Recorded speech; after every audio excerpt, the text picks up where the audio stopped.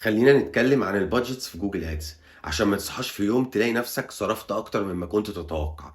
اغلب الناس مش واخده بالها من نقطه مهمه جدا، والسبب ان الموضوع مربك شويه. الديلي بادجت اللي انت بتحطه في جوجل ادز مش ديلي بادجت حقيقي. جوجل بياخد الرقم ده ويضربه في 30 ويقول لك انا اهم حاجه عندي انك ما تعديش الرقم ده في الشهر.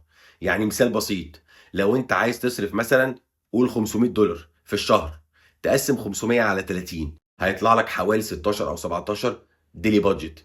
تمام زي الفل. بس خليك فاكر حاجه مهمه جدا، حتى لو انت حاطط ديلي بادجت $16، الكامبين ممكن تيجي في يوم وتصرف $30 او حتى $40. ولو ده حصل ما تتخض وما تقفلش الحمله. اللي بيحصل ببساطه ان جوجل بيعمل حاجه اسمها فرونت لودنج. يعني ايه؟ يعني بيصرف اكتر في الاول عشان يجمع داتا ويتعلم بسرعه ويفهم ويفهم الكامبين شغاله ازاي. طول ما انت سايب الكامبين شغاله لمده 30 يوم على الاقل، جوجل هيعوض ويصرف اقل من الديلي بادجت في ايام تانية بعد كده. وفي الاخر مش هتعدي الرقم الشهري